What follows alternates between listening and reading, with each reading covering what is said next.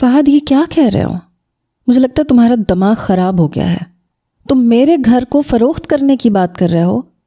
یہ کوئی مذاق نہیں ہے. مجھے اتنی زور کا جھٹکا لگا تھا کہ میں سنبھل ہی نہ سکی اور غصے میں اونچی آواز میں چیخ اٹھی. میرے اس طرح چیخنے پہ فہد بھی غصے میں آ گیا. بیویاں شوہروں کا ساتھ دیتی ہیں نا رابی، آپ ایسے بیہیو کیوں کر رہی ہیں؟ اور میں کون سا صرف اپنے اکیلے کے لیے یہ سب کچھ سوچ رہا ہوں؟ یہ آپ کے اور میرے مستقبل کا سوال ہے. نہیں مل رہی ہے کوئی ڈھنگ کی نوکری، کیوں نہیں سمجھ رہی آپ؟ فہد نے دو بدو چیخ کے مجھے جواب دیا اور میں سانس روک کے اسے سننے لگی.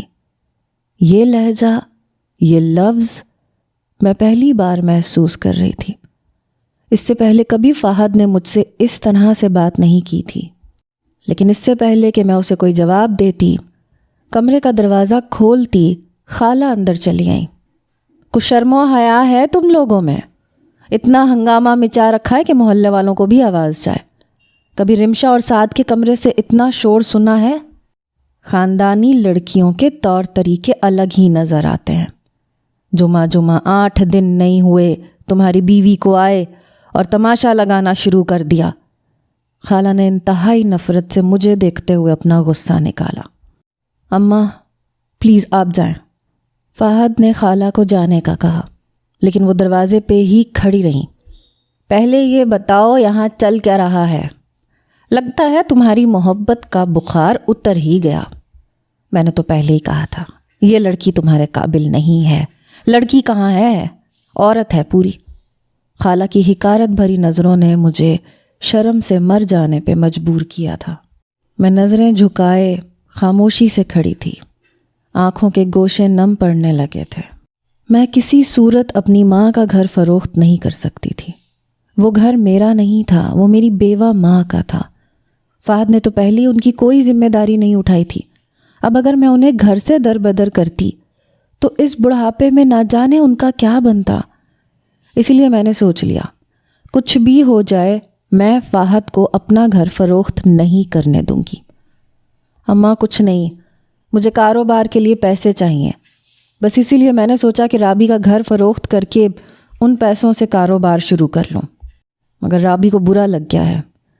غصے کے عالم میں اپنی ماں کو ساری بات بتاتے ہوئے فہد نے جن نظروں سے مجھے دیکھا تھا میرا دل چاہا کہ میں اس کا گلا دبا دوں.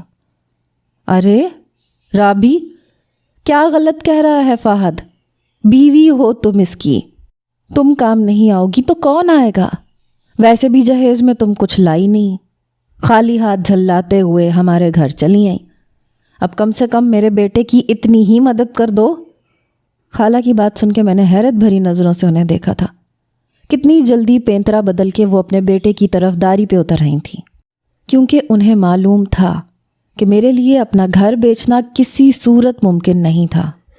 معذرت چاہتی ہوں خالہ، لیکن فہد آپ کا بھی بیٹا ہے، آپ کے پاس بھی بہت زیور ہے.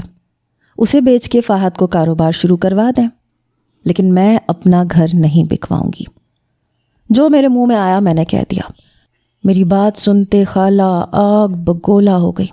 دیکھ رہے ہو فہد کیسی زبان درازی پہ اتر آئی ہے تمہاری بیوی. اس کی نظر ابھی سے میرے زیورات پہ ہے. ہمارا پیسہ دیکھ کے ہی اس نے تم سے شادی کی ہے. اسی لیے میں نے تمہاری پاکٹ منی بند کی تھی تاکہ تمہیں پتہ چلے کہ یہ عورت کس قسم کی ہے. خالہ نے جلتی پہ تیل ڈالنے کا کام کیا تو فہد کا غصہ آسمان کو چھو گیا. معافی مانگو میری ماں سے رابی. تمہاری ہمت کیسے ہوئی میرے سامنے میری ماں سے ایسی بات کرنے کی؟ فہد نے غصے میں اپنی ہر حد پار کی تھی. میری انا کو ٹھیس پہنچائی تھی. میں جو اتنے عرصے سے اس کی ماں کی غلیظ باتیں برداشت کر رہی تھی تب تو اس کی مردانگی کو کوئی فرق نہیں پڑا تھا. ہاں آج ماں پہ بات آئی تو وہ میرے خلاف کھڑا ہو گیا. معافی مانگو. اس نے مجھے دھمکانے کی کوشش کی تو میں نے بھی صاف انکار کر دیا. میں کیوں معافی مانگوں گی؟ کیا غلطی ہے میری؟ تم نے بنا سوچے سمجھے میری ماں کے گھر کا سودا کر لیا اور تم اپنی غلطی ماننے کے بجائے مجھ سے کہہ رہے ہو کہ میں تمہاری ماں سے معافی مانگوں جو پچھلے 8 مہینوں سے دن رات مجھے ذلیل کرتی آ رہی ہیں.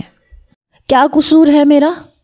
صرف اتنا نا کہ تمہاری ایموشنل بلیک میلنگ میں آ کر میں نے تم جیسے امیچور شخص سے شادی کر لی۔ کاش میں تمہاری بلیک میلنگ میں نہ آتی، تمہاری خودکشی کی وجہ سے اپنے جذبات پہ قابو نہ کھوتی تو آج میرا یہ حشر نہ ہوتا۔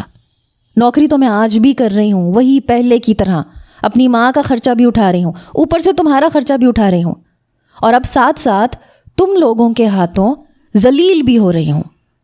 میری زندگی میں کیا فرق آیا؟ معافی مانگنی ہے تو فہد، تم مجھ سے معافی مانگو۔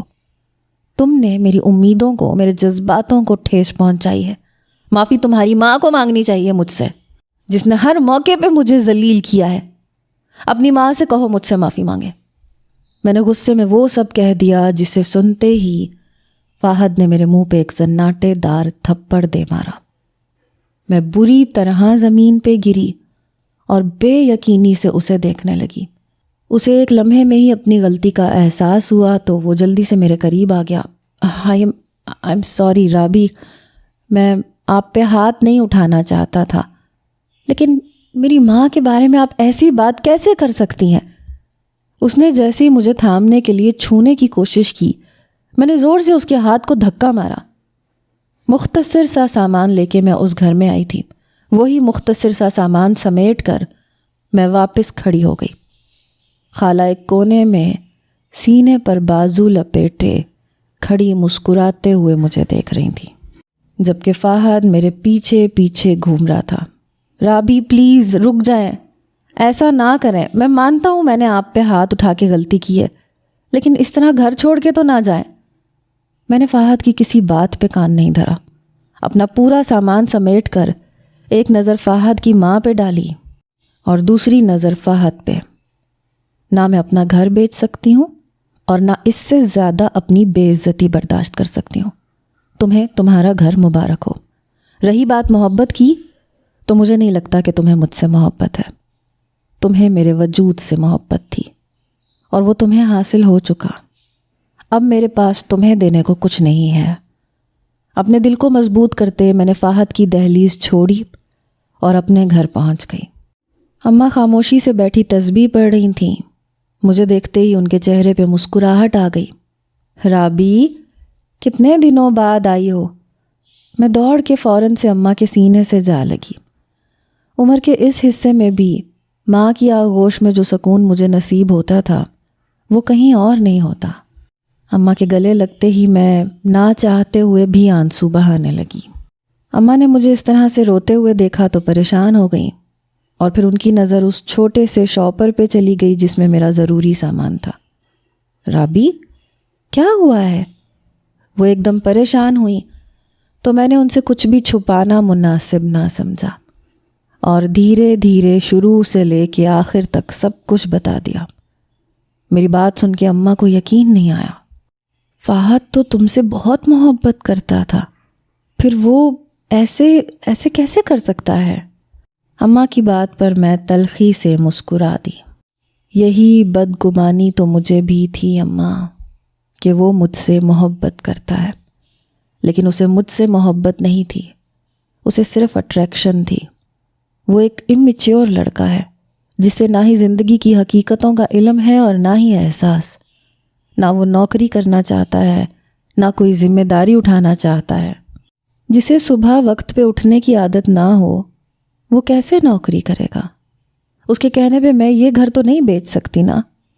خود پہ قابو پاتے میں نے اپنے آنسو صاف کیے تو اماں کہنے لگی، بیٹی اگر تمہیں لگتا ہے کہ یہ گھر بیچنے کے بعد تمہارا اور فہد کا مستقبل بن سکتا ہے تو مجھے کوئی اعتراض نہیں ہوگا۔ میری زندگی کا کیا بھروسہ بھلا؟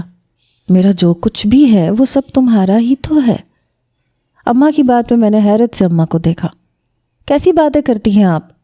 یہ گھر آپ کا ہے، بابا نے یہ آپ کے لیے بنایا تھا تاکہ آپ ہمیشہ ایک محفوظ چھت کے نیچے عزت سے زندگی گزار سکیں۔ رہی بات فہد کی، تو جو لڑکا نوکری نہیں کر سکتا وہ کاروبار کیسے سنبھالے گا؟ کاروبار میں نوکری سے زیادہ محنت درکار ہوتی ہے، سرمایہ سنبھالنا آسان کام نہیں ہے، اور فہد اس قابل نہیں ہے کہ وہ کاروبار کر سکے۔ مجھے اب واپس نہیں جانا اماں، میں یہیں رہوں گی آپ کے پاس. جب مجھے ہی نوکری کرنی ہے، سب کچھ خود ہی سنبھالنا ہے، تو پھر میں فہد کو اپنے گلے میں گھنٹی کی طرح کیوں لٹکاؤں؟ بہت بے عزت ہو چکی میں اس کی محبت میں. اب مجھ میں مزید ہمت نہیں.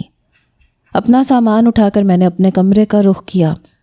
کتنی ہی دیر بستر پر لیٹ کر آنسو بہاتی رہی. محبت ہو گئی تھی مجھے اس انسان سے. اس کے لیے 8 مہینے میں نے ہر وہ چیز برداشت کی جو کبھی تصور بھی نہیں کی تھی. اس کی ماں کی گالیاں، بد زبانی، دن رات کی انتھک محنت، گھر، نوکری، سب کچھ میں نے سنبھالا، سب کچھ برداشت کیا. لیکن میرے حصے میں کیا آیا؟ اپنے گال پہ ہاتھ رکھے میں سسک اٹھی تھی. اس تماچے کی گونج شاید میں ساری زندگی نہیں بھلا سکتی تھی. کچھ گھنٹے گزرے تو فہد دروازے پہ آ کے کھڑا ہو گیا، لیکن اماں نے اسے بھگا دیا. میں نے چھت کا راستہ بند کر دیا اور فہد کا نمبر بلاک کر دیا. اس سے زیادہ کی ہمت مجھ میں اب نہیں تھی. میں نے اماں کا گھر دیکھنا شروع کیا. اماں کی صحت کافی خراب ہو چکی تھی. میں ان کا خیال رکھنے لگی. ساتھ ہی میں نوکری بھی کرنے لگی. لیکن فہد نے میرا نوکری پہ جانا مشکل کر دیا. میں گھر سے نکل کے اسٹاپ تک جاتی تو وہ میرے پیچھے پیچھے چلنے لگتا، آوازیں لگاتا، مجھے منانے کی کوشش کرتا، اور میں راستے میں اس کے تماشے سے تنگ آ رہی تھی، کیونکہ اب ہم لوگوں کی نظروں کا مرکز بن رہے تھے. پہلے ہی اس کی وجہ سے میرے حصے میں کافی بدنامی آئی تھی، اور اب ایک بار پھر لوگ مجھے عجیب و غریب نظروں سے دیکھنے لگے تھے. دفتر سے چھٹی کے وقت جب میں اسٹاپ پہ اتری تو وہ پھر سامنے کھڑا تھا، جیسے میرا ہی منتظر ہو. میں نے غصے میں نظریں پھیری اور گھر کا راستہ طے کرنا شروع کیا، اور وہ پھر میرے ساتھ ساتھ چل پڑا. رابی، پلیز رابی، آپ جو کہیں گی مجھے منظور ہے، لیکن اس طرح خود کو مجھ سے دور نہ کریں. میں اپنی غلطی مانتا ہوں. میں آپ سے معافی مانگتا ہوں. چلتے چلتے اس نے میرے آگے آ کے ہاتھ جوڑ دیے. میرا اسے معاف کرنے کا کوئی ارادہ نہیں تھا. میں اس کی 1000 غلطیاں معاف کر سکتی تھی، لیکن اس نے مجھ پہ ہاتھ اٹھا کے جو غلطی کی تھی اسے معاف کرنا میرے بس میں نہیں تھا.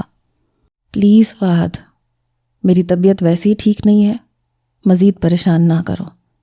میں نے اسے ایک طرف ہٹایا. 2 دن سے مجھے مستقل چکر آ رہے تھے. نوکری پہ جانا مشکل لگ رہا تھا. ابھی بھی گاڑی سے اتر کر میں بڑی مشکل سے اپنے گھر تک کا راستہ طے کر رہی تھی. ایسے میں اس کا بار بار مجھے تنگ کرنا مجھے اور بھی پریشان کر رہا تھا. میں نے بمشکل 2 قدم اٹھائے اور میرا سر بری طرح چکرایا. لیکن اس سے پہلے کہ میں گرتی، فہد نے مجھے اپنے بازوؤں میں سمیٹ لیا. سب کچھ گول گھومتا ہوا محسوس ہوا تھا، اور پھر مجھے کچھ ہوش نہ رہا. جب مجھے ہوش آیا تو میں ہسپتال کے کمرے میں موجود تھی. اماں میرے سرہانے کھڑی تھیں. دوسری طرف فہد موجود تھا. مجھے ہوش میں آتا دیکھتے ہی وہ لپک کے میرے قریب آیا. میرے ماتھے کو چوم لیا. رابعہ، آپ ٹھیک ہے نا؟ اس کا والہانہ انداز دیکھتے ہوئے میں نے اماں کی طرف دیکھا تو ان کے چہرے پر دھیمی سی مسکراہٹ تھی.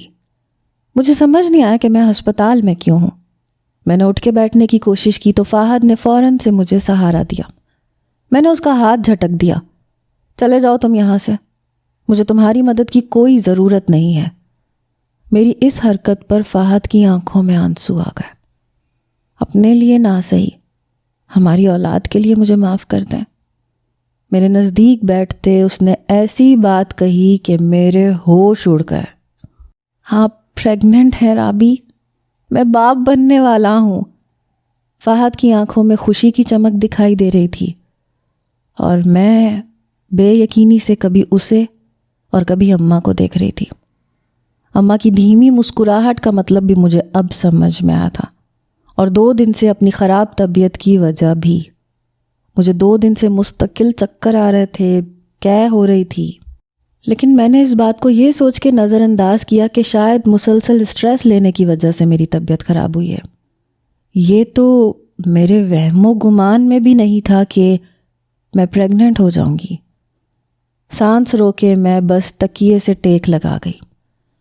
میں زندگی کے اس موڑ پہ آ کے شاید اس بچے کو ایکسیپٹ نہیں کر سکتی تھی، اور وہ بھی اس وقت جب بچے کا باپ فہد جیسا ہو، لاؤبالی اور غیر ذمہ دار۔ فہد نے میرے ہاتھ کو پکڑ کے چوما۔ میں نے جھٹکے سے اپنا ہاتھ چھڑوایا۔ مجھے ابارشن کروانا ہے۔ میں اپنے ساتھ ساتھ اس بچے کی زندگی خراب نہیں کر سکتی۔ میں نے ایک لمحے میں وہ فیصلہ کر لیا تھا جو شاید میرے لیے بے انتہا مشکل تھا۔ میری یہ بات سنتے ہی فہد کے چہرے کا رنگ زرد پڑا۔ وہیں میری اماں نے غصے سے مجھے دیکھا۔ کیسی باتیں کرتی ہو رابی؟ لوگ دعائیں مانگتے ہیں اولاد کے لیے، تم خوش نصیب ہو، اللہ نے تمہاری جھولی بھر دی۔ یہ بچہ تمہارے اور فہد کے لیے خوش قسمت ثابت ہوگا۔ خدا کی دی ہوئی نعمتوں کو ٹھکرایا نہیں جاتا۔ اماں نے مجھے سمجھانے کی کوشش کی، لیکن مجھے فی الحال کچھ سمجھ میں نہیں آ رہا تھا۔ اماں، میں اس بچے کو مستقبل میں کچھ نہیں دے سکوں گی۔ دونوں کانوں پہ ہاتھ رکھتے میں چیخ پڑی تھی۔ رابعہ، پریشان نہ ہو، میں وعدہ کرتا ہوں، میں کروں گا سب کچھ۔ آپ چاہتی ہیں میں نوکری کروں، میں نوکری کروں گا، چاہے جیسی بھی کیوں نہ ہو، آپ بس مجھے معاف کر دیں۔ وہ ہاتھ جوڑ کے بچوں کی طرح رونے لگا اور میرا دل بھی پسیج گیا۔ اپنے بچے کو کھونے کا حوصلہ مجھ میں بھی نہیں تھا۔ اگر واقعی فہد کو اپنی غلطیوں کا احساس ہو گیا تھا تو پھر مجھے اسے ایک موقع ضرور دینا چاہیے تھا۔ میں نے اس کے جڑے ہوئے ہاتھوں کو پکڑ لیا، اپنا سر اس کے ہاتھوں پہ ٹکا دیا۔ فہد، میں تمہیں معاف کر سکتی ہوں، لیکن میں دوبارہ اس گھر میں نہیں جا سکتی۔ تمہیں میرے لیے الگ گھر کا انتظام کرنا ہوگا۔ خالہ کی بدسلوکیاں میں اور برداشت نہیں کروں گی۔ رابی، آپ جیسا چاہیں گی ویسا ہوگا۔ میں آپ کو دوبارہ اپنے گھر نہیں لے کے جاؤں گا۔ میں آپ کے لیے علیحدہ گھر کا انتظام کروں گا، لیکن اس وقت تک آپ کو پھر اپنی ماں کے گھر ہی رہنا ہوگا، کیونکہ علیحدہ کرائے کے گھر کے لیے میرا نوکری ڈھونڈنا ضروری ہے۔ ٹھیک ہے فہد، میں اماں کے گھر پہ رہوں گی، لیکن جلدی تم گھر کا انتظام کر لینا۔ میری بات سن کے وہ خوش ہو گیا۔ ڈاکٹر نے شام تک مجھے ڈسچارج کیا۔ کمزوری کی وجہ سے میں بے ہوش ہوئی تھی۔ مجھے کافی ساری دوائیں دی گئیں اور پھر میں گھر آ گئی۔ فہد بھی میرے پیچھے پیچھے ہمارے گھر چلا آیا۔ رات تک وہ میرے کمرے میں ہی میرے ساتھ بیٹھا رہا۔ پھر رات 12 بجے تو میں نے گھڑی کی طرف دیکھا۔ فہد، اپنے گھر جاؤ، خالہ انتظار کر رہی ہوں گی۔ مگر وہ نہ مانا اور میرے سینے میں سما گیا۔ اب آپ کو چھوڑ کے کہیں نہیں جانا چاہتا میں، مجھے بھی یہیں اپنے پاس رکھ لیں۔ وہ جذبات سے چور ہوتے بے خودی کے عالم میں مجھے اپنے اندر جذب کرنے لگا اور میں اس کی شدتوں سے پریشان ہو رہی تھی۔ فہد، کل پھر آ جانا، ابھی جاؤ، خالہ ہنگامہ کھڑا کر دیں گی۔ مجھے خالہ کی فطرت کا علم تھا، اس لیے میں نے اسے خود سے دور کرنا چاہا، لیکن وہ ہرگز بھی پیچھے نہ ہٹا، بلکہ بری طرح اپنے جذبات مجھ پہ لٹانے لگا۔ کچھ دیر میں اسے روکنے کی کوشش کرتی رہی اور پھر ایک بار پھر اس کے آگے ہار گئی۔ وہ مجھ سے اپنا حق وصول کر چکا تھا اور پھر تھکا ہارا سا میرے پاس ہی سو گیا۔ میں نے بے اختیار اس کے سوتے ہوئے چہرے کو اپنی آنکھوں میں سمایا تھا، اس کے لبوں پہ انگلی پھیرتے اس کی معصوم سی آنکھوں پر اپنے لب جما دیے تھے۔ پھر باقی کی رات میں اس کے بالوں میں ہاتھ پھیرتی رہی۔ وہ واقعی ایک معصوم سا لاؤبالی سا لڑکا تھا جسے بڑا ہونے کے لیے ابھی بہت وقت درکار تھا۔ عمر کے حساب سے دیکھا جاتا تو وہ بہت چھوٹا نہیں تھا، لیکن اپنے گھر میں سب سے چھوٹا ہونے کی وجہ سے اسے بہت زیادہ لاڈ ملا تھا۔ شاید یہی وجہ تھی کہ وہ ذہنی طور پہ ابھی تک کسی قابل نہیں بن سکا تھا۔ مستقبل میں وہ اپنی ذمہ داریوں کو سمجھ پاتا یا نہیں، اس کا تو مجھے اندازہ نہیں تھا۔ ہاں، البتہ میرا دل اس کے لیے دھڑکنے لگا تھا۔ اس بات کا مجھے اچھی طرح سے احساس تھا۔ اس کے بغیر ایک ایک پل میں نے بہت مشکل سے کاٹا تھا، اور اب تو میں اس کے بچے کی ماں بننے والی تھی۔ یہی خیال میرے لیے بہت خوبصورت تھا۔ اگلی صبح جب وہ نیند سے جاگا تو میں نے اسے زبردستی اس کے گھر بھیجا، لیکن خالہ نے غصے میں اسے گھر سے نکال دیا۔ انہیں پتہ چل گیا تھا کہ میں پریگننٹ ہو گئی ہوں، اور اب ایک بار پھر ان کا بیٹا دوبارہ سے میری طرف لوٹ آیا ہے۔ اپنا تھوڑا بہت سامان اٹھا کے دوپہر تک وہ میرے دروازے پہ آ کے کھڑا ہو گیا۔ اماں نے نکال دیا رابی، پریشانی سے کہتے وہ آ کے میرے گلے سے لگ گیا۔ ابھی تو میری نوکری بھی نہیں ہے، میں کہاں جاؤں گا؟ اس سے پہلے کہ میں کوئی جواب دیتی، اماں کہنے لگیں بیٹا یہ بھی تمہارا ہی گھر ہے، پریشان نہ ہو۔ رابی فہد کا سامان اپنے کمرے میں رکھو بیٹی۔ اماں کی بات پر ایک گہرا سانس بھرتے میں نے فہد کو اپنے کمرے میں جگہ دی تھی۔ اگلے دن سے فہد نے نوکری کی تلاش شروع کر دی تھی اور 2 دن کی چھٹی کے بعد میں نے بھی اپنی نوکری پہ جانا شروع کر دیا تھا۔ فی الحال میری نوکری میرے لیے بہت ضروری تھی کیونکہ اب اماں کے ساتھ ساتھ مجھ پہ میری اولاد کی ذمہ داری بھی آ گئی تھی۔ جب تک فہد کو نوکری نہ ملتی مجھے ہی یہ سب کچھ سنبھالنا تھا۔ پریگننسی میں 9 to 5 جاب کرنا میرے لیے بہت مشکل ہو رہا تھا۔ طبیعت ہر دن ایک عجیب سا رخ اختیار کرتی، کبھی کچھ ہوتا کبھی کچھ، پھر ساتھ ہی فہد کے نخرے بھی دیکھنے پڑتے۔ صبح انٹرویو پہ جانے کے لیے اسے اٹھانا ایک مشکل ترین مرحلہ ہوتا۔ وہ اٹھ جاتا تو پھر اسے ڈھنگ سے کپڑے نکال کے دینے پڑتے، فائل ہاتھ میں تھمانی پڑتی، تب کہیں جا کے وہ انٹرویو دینے جاتا۔ ایسے ہی 2 مہینے گزر گئے۔ ان 2 مہینوں میں اسے نوکری نہ ملی۔ میں حد سے زیادہ پریشان ہو چکی تھی۔ ایک تو میری تنخواہ میں اتنا سب کچھ پاسبل نہیں تھا، مجھے ڈاکٹر کے پاس جانا تھا لیکن اس کے لیے بھی میرے پاس پیسے نہیں بچ رہے تھے۔ فہد پلیز جلدی کوئی نوکری تلاش کرو۔ ایک رات میں پریشانی کے عالم میں رونے لگی تو اس نے فوراً مجھے سنبھال لیا۔ رابی آپ اپنی طبیعت خراب نہ کریں، میں روز جاتا ہوں نا انٹرویو دینے کے لیے، جلدی نوکری مل جائے گی۔ اس کے تسلی دینے پہ میں چپ ہو گئی اور پھر 15 دن بعد اسے نوکری مل گئی۔ یہ نوکری بھی انٹرنشپ پہ تھی۔ 3 مہینے تک صرف 10,000 روپے ملنے تھے۔ فہد بالکل بھی راضی نہیں تھا لیکن میرے کہنے پہ وہ مان گیا اور ایک بار پھر زندگی کا سلسلہ وہیں سے شروع ہوا۔ روزانہ صبح اسے نوکری پر جانے کے لیے مجھے 2 گھنٹے پہلے سے اسے آوازیں لگانی پڑتی، تب کہیں جا کے اس کی آنکھ کھلتی۔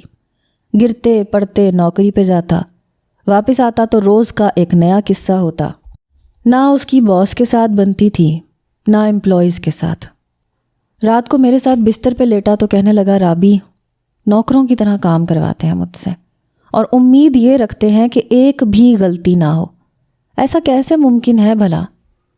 میں نے نہ سمجھی سے اسے دیکھا اور کہا کہ ہر نوکری میں ایسے ہی ہوتا ہے۔ تمہیں کیا لگتا ہے میں دفتر میں سارا دن سکون سے کرسی پہ بیٹھی رہتی ہوں؟ نہ چاہتے ہوئے بھی میرا لہجہ تلخ ہو گیا تھا۔ میں نہیں چاہتی تھی کہ اب کی بار وہ یہ انٹرنشپ گنوا دے۔ میں نے ڈگری لی ہے، کیا فائدہ ایسی ڈگری کا؟ اسے اپنی ڈگری پہ بڑا زوم تھا۔ صرف ڈگری لینے سے کچھ نہیں ہوتا فہد، تجربہ ضروری ہوتا ہے اور تجربہ حاصل کرنے کے لیے انسان کو بہت دھکے کھانے پڑتے ہیں۔ تم یہ 3 مہینے گزار لو، پھر دیکھنا تمہاری کتنی اچھی نوکری ہو جائے گی۔ میں نے اس کی ہمت بندھائی۔ جیسے تیسے اس نے 3 مہینے مکمل کیے۔ ان 3 مہینوں میں جو پیسے اسے ملتے تھے وہ اس نے اپنے پر ہی خرچ کرنے کے لیے رکھ لیے تھے۔ اپنا اور گھر کا خرچہ، اماں کا، ہسپتالوں کا خرچہ میں خود اٹھا رہی تھی۔ 3 مہینے بعد اس کی نوکری پکی ہوئی، ساتھ ہی تنخواہ میں بھی اضافہ ہو گیا۔ مجھے لگا اب میرا ہاتھ کھل جائے گا اور کچھ ہی عرصے بعد میں نوکری چھوڑ دوں گی۔ لیکن تنخواہ ملنے پر بھی فہد نے میرے ہاتھ پہ تنخواہ نہیں رکھی، بلکہ کہنے لگا کہ میری موٹر سائیکل بہت کھٹارا ہو چکی ہے، مجھے پہلے نئی موٹر سائیکل خریدنی ہے، اس لیے میں یہ پیسے جمع کروں گا۔ فہد اچھی بھلی تو ہے تمہاری موٹر سائیکل، اس وقت ہمیں تمہاری نئی موٹر سائیکل کی نہیں، اپنے ہونے والے بچے کی ضروریات کا سوچنا ہے، شاپنگ کرنی ہے، سامان خریدنا ہے۔ مجھے سمجھ نہیں آیا کہ فہد کو کیسے سمجھاؤں۔ رابی فی الحال وہ سب آپ دیکھ لینا، میں ایک دفعہ موٹر سائیکل لے لوں، پھر اس کے بعد سارے پیسے آپ ہی کے ہاتھ پہ رکھوں گا۔ اس کے جواب پہ میں پوری طرح خاموش ہو گئی۔ میری پریگننسی کا 7واں مہینہ شروع ہو چکا تھا۔ ڈاکٹر کے مطابق مجھے بیڈ ریسٹ کی ضرورت تھی، لیکن کمپنی سے چھٹیاں نہیں مل رہی تھیں۔ نوکری میری ضرورت تھی، میری مجبوری، اس لیے میں جیسے تیسے نوکری کر رہی تھی۔ میں نے سوچا تھا کہ نواں مہینہ شروع ہوتے ہی میں نوکری چھوڑ دوں گی، تب تک فہد کی موٹر سائیکل بھی آ جائے گی، لیکن یہ میری خام خیالی ثابت ہوئی۔ نواں مہینہ لگتے ہی مجھ سے پہلے فہد نے نوکری چھوڑ دی۔ میں دفتر سے آ کے بیٹھی ہی تھی جب وہ گھر میں داخل ہوا۔ آتے ہی سامان پٹخنا شروع کر دیا۔ کیا بات ہے فہد، کیا ہو گیا؟ میں نے اسے غصے میں دیکھا تو پوچھ لیا۔ ہونا کیا تھا، نوکری چھوڑ آیا ہوں میں۔ باس کا مزاج تو آسمان پہ رہتا ہے، سب کے سامنے 100 باتیں سنا دی مجھے۔ میں نے بھی سیدھا ریزائن کر دیا۔ اس کی بات سن کر میرے سر پر آسمان گر پڑا تھا۔ پیٹ میں زور زور سے درد کی لہریں اٹھنے لگی تھیں۔ میں نے تیزی سے اپنا ہاتھ پیٹ پہ رکھا اور پریشانی سے فہد کو دیکھا۔ کیا کہہ رہے ہو؟ کیا ہوا ہے؟ ایسے کیسے نوکری چھوڑ سکتے ہو تم؟ فہد نے غصے سے مجھے دیکھا اور کہنے لگا بس ایک فائل گم ہو گئی تھی مجھ سے اور باس نے ہنگامہ کھڑا کر دیا۔ میں نے بھی ان کے منہ پہ ریزائن دے مارا۔ کہہ رہے تھے آئندہ مجھے کہیں نوکری نہیں ملے گی۔ ہوتے کون ہیں فضول بات کرنے والے؟ ٹیبل کے اوپر پاؤں رکھتے، صوفے کی پشت سے ٹیک لگائے وہ آنکھیں بند کر گیا اور میری آنکھیں غصے کی شدت سے سرخ ہو رہی تھیں۔ یہ کیا کر دیا تم نے؟ باپ بننے والے ہو لیکن ذرا بھی عقل نہیں آئی۔ تم جانتے ہو اگر انہوں نے چاہا تو ایسا ہو سکتا ہے۔ تمہاری ریپیوٹیشن داؤ پہ لگ گئی تو دوبارہ نوکری نہیں ملے گی۔ میرے غصے سے چیخنے پہ اس نے آنکھیں کھول کے مجھے دیکھا اور پھر دیکھتا ہی چلا گیا۔ آپ کیا ہر وقت نوکری نوکری نوکری کرتی رہتی ہیں؟ کر لوں گا نوکری، پیسہ ہی سب کچھ نہیں ہوتا۔ وہ اتنی زور سے چیخا کہ مجھے لگا میرے پیٹ میں جھکڑ چلنا شروع ہو گیا۔ درد کی شدت سے میں چیخنے لگی۔ پھر وہ فوراً تڑپ کے میرے نزدیک آ گیا۔ رابعہ آپ ٹھیک ہیں؟ لیکن میں اسے کوئی جواب بھی نہیں دے سکی۔ تھوڑی دیر بعد اماں اور فہد مجھے لے کے ہسپتال کے لیے نکل پڑے۔ ڈاکٹر نے بتایا کہ ڈیلیوری کا وقت آ گیا ہے۔ یہ سنتے ہی اماں نے تسبیح کے دانے گرانے شروع کیے۔